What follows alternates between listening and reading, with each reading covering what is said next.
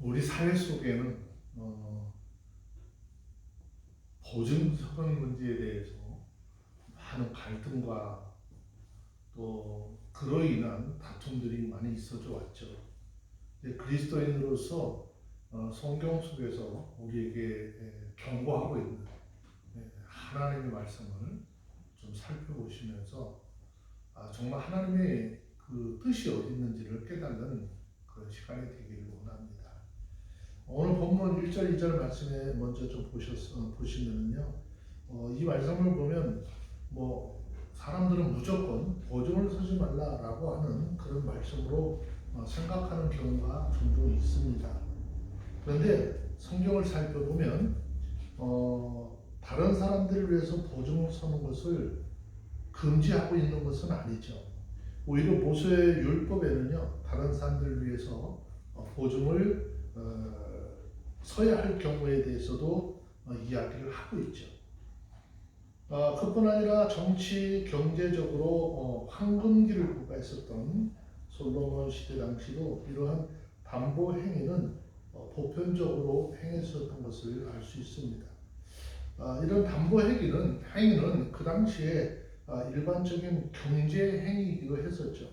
즉 솔로몬은 여기서 지금 말하고자 하는 것은 담보 그 자체에 대한 금지가 아니라 보증이나 담보가 가지고 있는 그런 위험성에 대한 경고와 함께 좀 무분별하게 보증과 또 담보 서는 그것이 자칫 잘못하면 자신을 해칠 위험이 크기 때문에 너희들이 그것을 할 때에 신중을 더 기해라라고 이야기하고 있는 것이죠. 사실 우리가 살고 있는 오늘 이 시대를 돌아보면 보증을 잘못 썼다가 폐가 망신하고 또 길거리에 그런 내몰리는 사람들이 굉장히 많았었던 그런 역사도 돌아볼 수 있습니다. 특별히 사업을 하다가 큰 어려움에 빠지게 되면 그 당사자는 단 1%도 되지 않는 희망이라도 붙잡으려고 하는 심정이 있기 마련이죠. 또 그로 인한 일에 대한 애착이 크면 클수록 불가능한 그런 상황 속에서도 결코 희망을 내려놓지 않습니다. 그래서 생각하기를 이번 위기만 잘 넘기면 좋은 일이 생기겠지라는 아주 막연한 생각을 하게 되죠. 그리고 가족과 또 친지들을 찾아다니면서 돈을 빌리고 보증을 서달라고 요구를 하게 됩니다. 물론 이러한 요구를 거절하는 것은 쉽지는 않습니다. 더욱이 그 사람이 같은 신앙생활을 하고 믿음의 교제를 나눴던 사람이라고 한다면 그러한 요구를 거절하는 것은 더 힘들겠죠. 하지만 그보다 더 현명한 사람이라면 이 사건의 전후 상황을 잘 분명하게 판단을 해서 결정을 할 수 있어야 된다는 말씀입니다.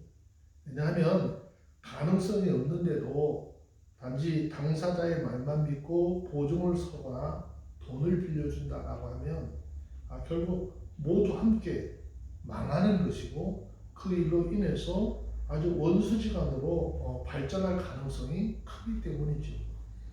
실제로 한 사람이 사업이 망하게 될 때 그들과 함께 망하는 사람들은 얼마나 많은지 그 수를 이렇게 정확하게 헤아릴 수는 없죠.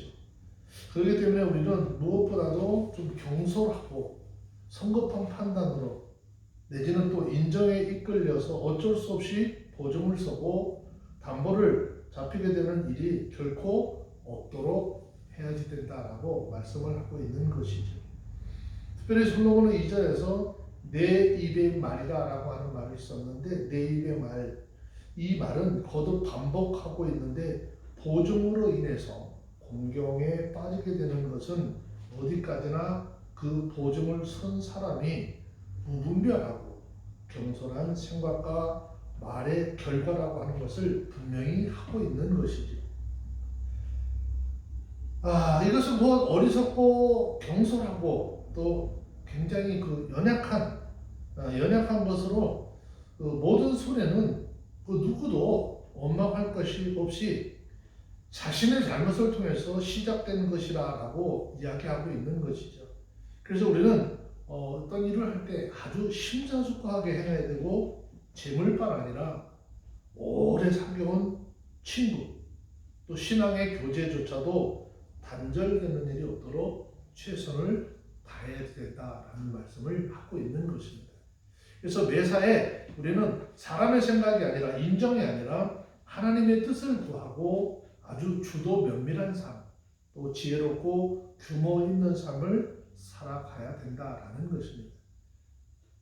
함부로 말하거나 행동하거나 결정 내리지 말고 어떤 일을 결정 내릴 때 좀 더 신중하고 심사숙고한 후에 범사를 행하라는 것이죠.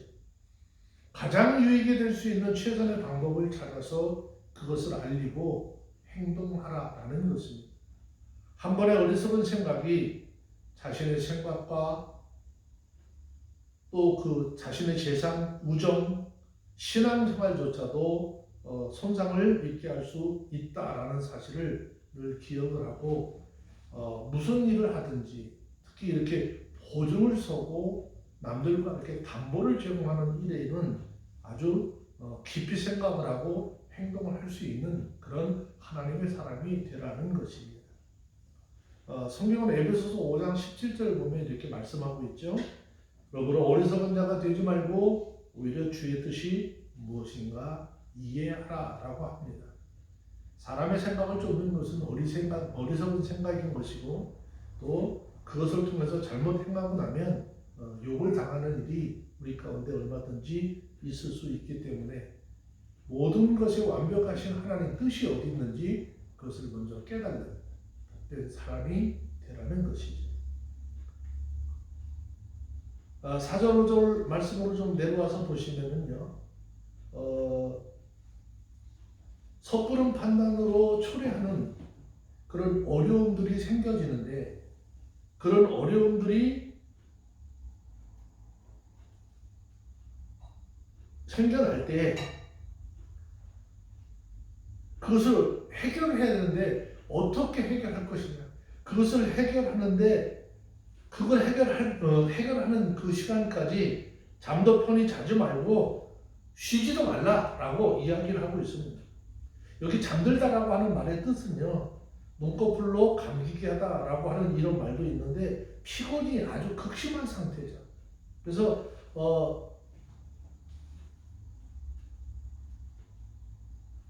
인간이 본능적으로 삶의 피로감이 오고 엄습해 오는 그 순간에 그것을 감히 좀 정신적으로 육체적으로 이겨낼 수 있을까라는 것인데, 여기서 사람의 마음이 품은 목적을 이루기 위해서는 그러한 것들조차도 어떻게 때로는 집중해서 해결을 해야 되기 때문에 여러분, 잠자는 것, 혹시 육신의 피로감이 있다 할지라도 최우선적으로 무엇을 먼저 감당해야 될지에 대한 이야기를 하고 있는 것이에요.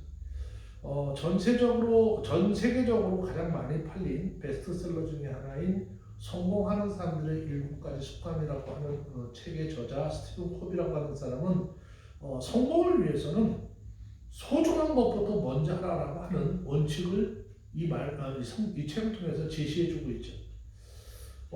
그는 효과적인 자기 관리라고 하는 아주 그 소중한 것을 먼저 하는 데부터 모든 성공은 시작된다라고 이야기를 하고요.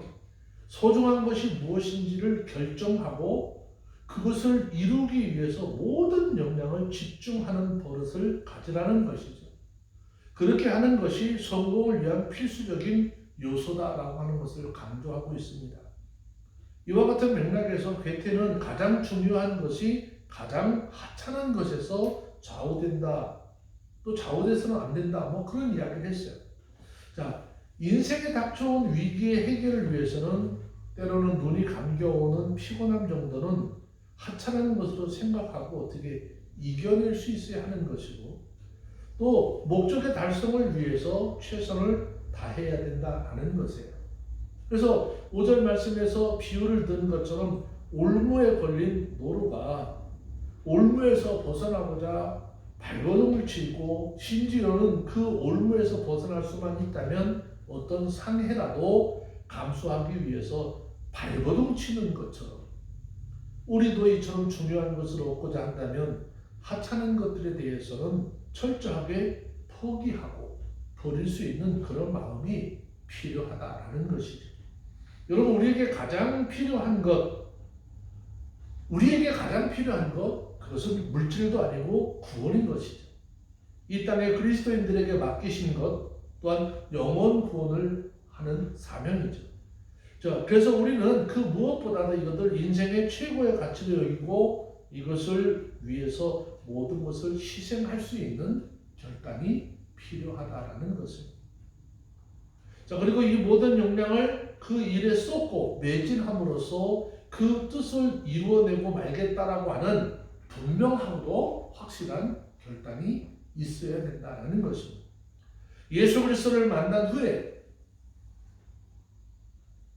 그 예수와 함께하는 것이 최고의 가치라고 하는 것을 발견하고 이것을 위해서 이전에 가졌던 모든 세상적 고상함, 가치와 학문을 철저하게 배설물처럼 여기고 버렸던, 그리고 목숨조차도 아끼지 않고 온 뜻을 다해서 믿음의 길을 달려갔던 사도 바울처럼 우리는 철저하게 영원 구원과 영생을 취하고자 우리가 정해놓은 표대를 향해서 달려갈 수 있어야 하는 것이죠.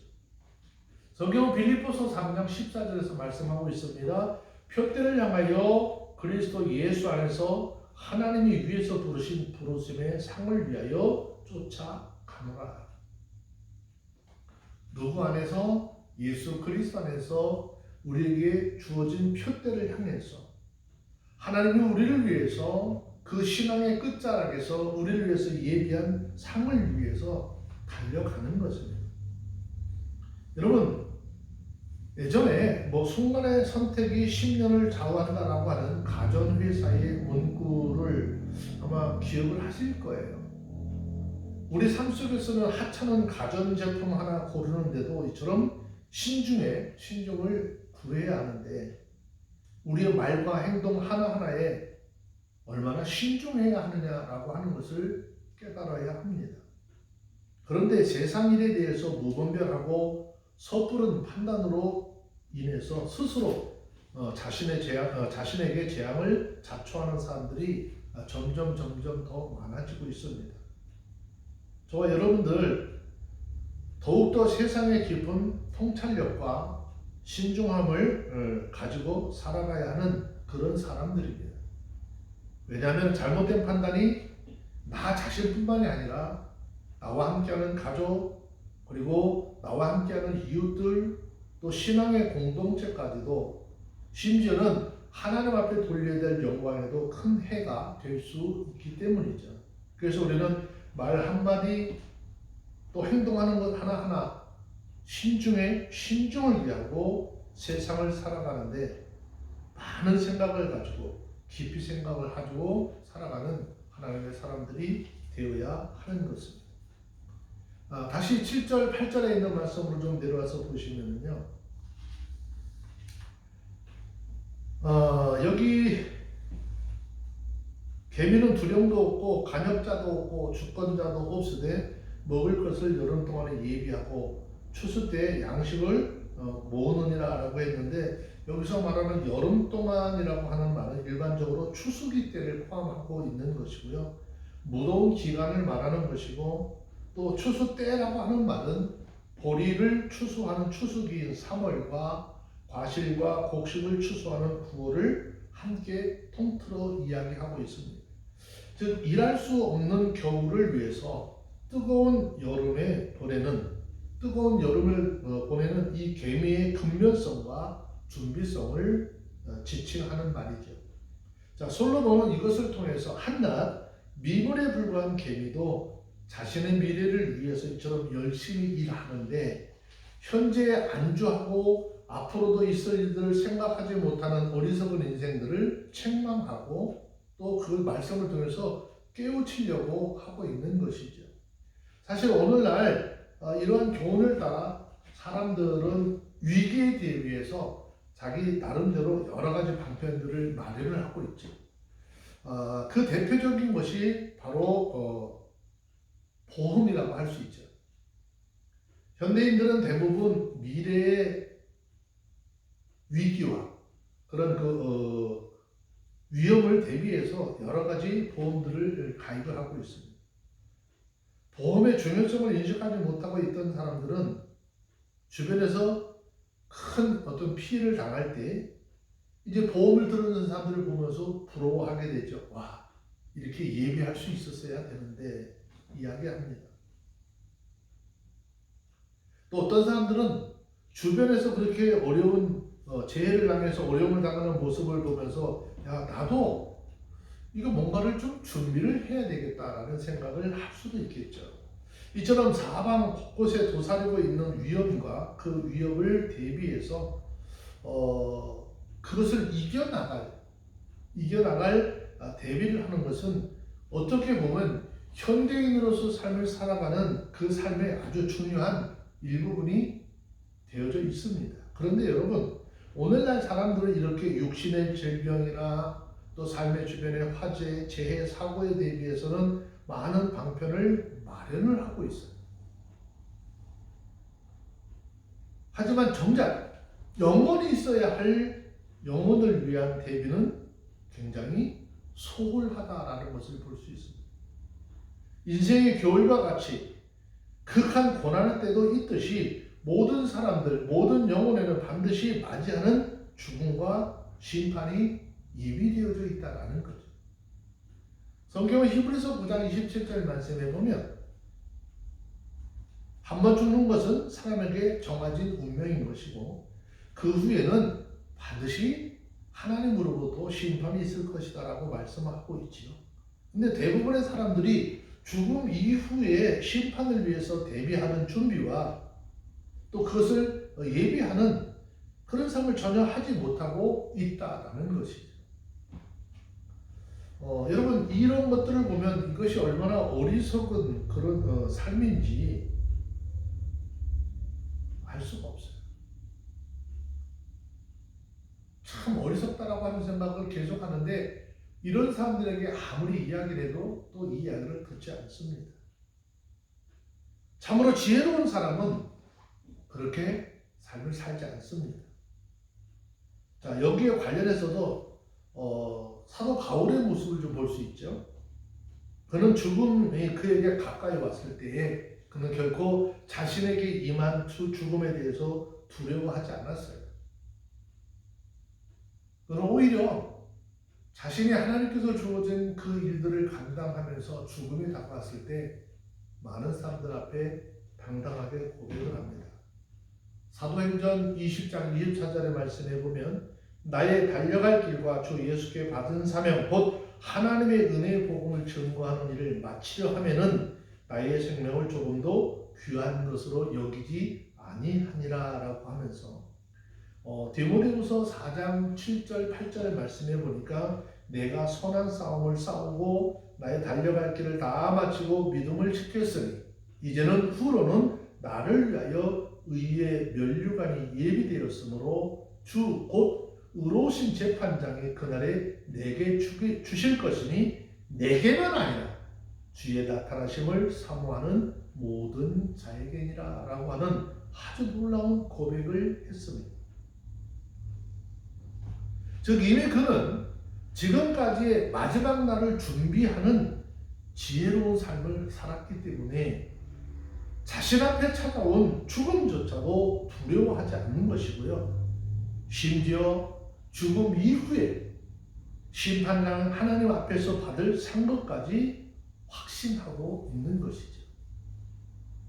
여러분, 마지막 심판의 자리에서 우리도 사도 바울과 같이 이런 대단한 믿음의 고백을 할 수 있어야 합니다. 이 세상에서 닥쳐올 위기와 위험을 대비하는 것도 중요하지만 우리의 삶을 철저하게 하나님 앞에 드리고 헌신함으로 영혼의 추수기에 풍성한 열매를 얻고 구원을 얻는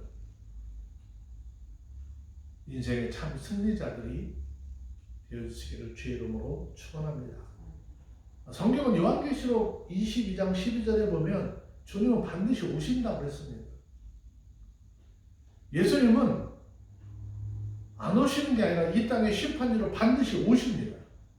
그리고 오시는 그날에 주님 앞에 설 우리의 모습이 어떠한지를 바라볼 수 있어야 하겠죠. 부끄러움이 없어서, 또 부끄러워할 것이 없어서 우리의 심판 주시고 우리의 영원한 생명이고 또 신랑 되신 그 주님을 맞을 때 당당하게 맞이할 수 있는 저와 여러분들이 다 되어주시기를 바랍니다. 10절로 11절 말씀에 보시면은 좀 더 자자, 좀 더 졸자, 손을 모으고 좀 더 눕자 하면 내 빈궁이 강도같이 오며 내 곤핍이 군사같이 이르리라 라고 그랬죠. 10절은 게으르고 나태한 사람이 한결같은 모습을 통달을 하고 있는 것입니다.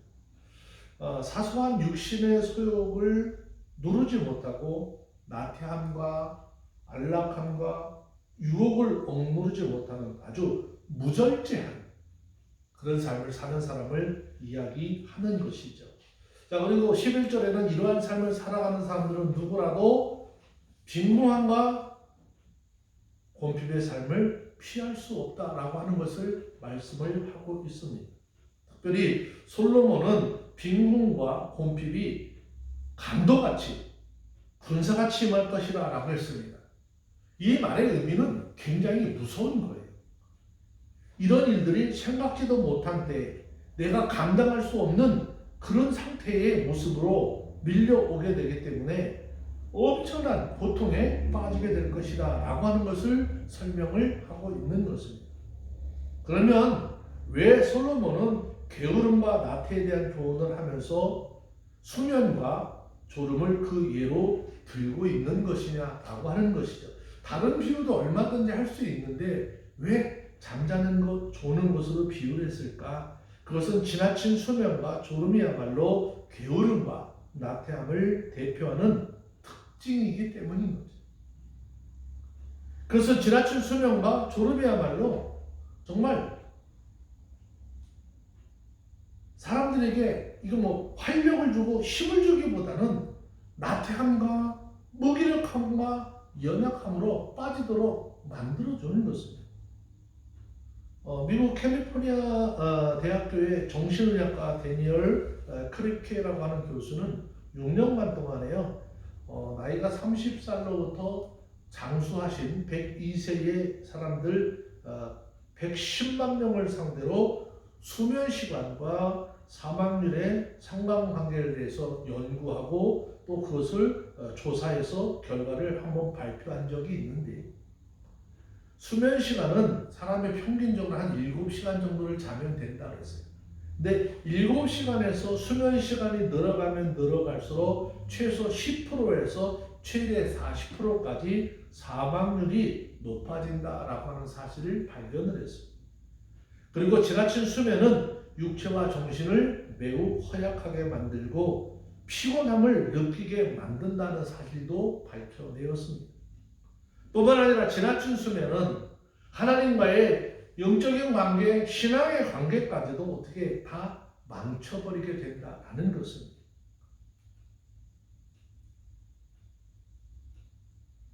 주일날 하나님 앞에 예배를 드리러 나오는데 그런 사람도 있죠. 예배 찬양 다 끝나고 막 사도신경 시작할 때 슬그머니 들어옵니다. 누가 자기를 알아볼까봐 좀 귀찮게 할까봐 슬그머니 들어와요. 또 어떤 분들은 심지어 예배 시작하고 말씀을 하고 있는데 중간에 들어오는 사람도 있습니다. 나중에 물어보면 늦잠 잤대요. 이것은 참 사람이 나태함과 아주 점점 연약해진다라고 하는 것을 단적으로 보여주는 일들이죠.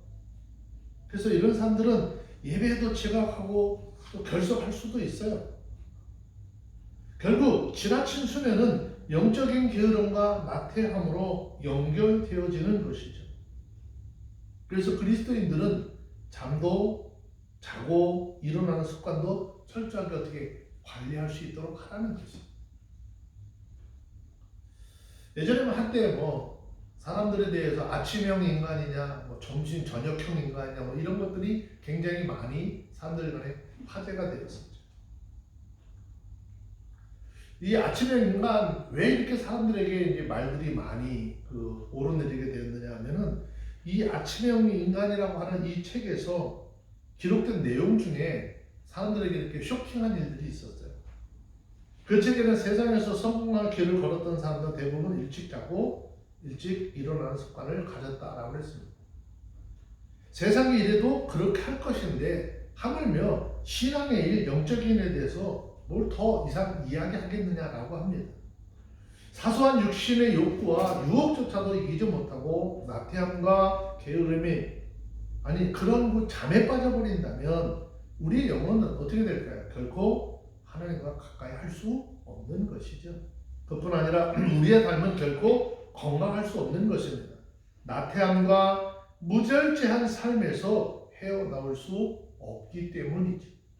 그래서 여러분, 모든 나태와 게으름은 무절제한 수면에서 시작된다라고 하는 사실을 깨닫고 육신의 본능, 특별히 이 잠의 유혹을 이겨내고 올바른 생활 습관을 세우는, 정립하는 우리 모두가 다 되어주시길 바랍니다.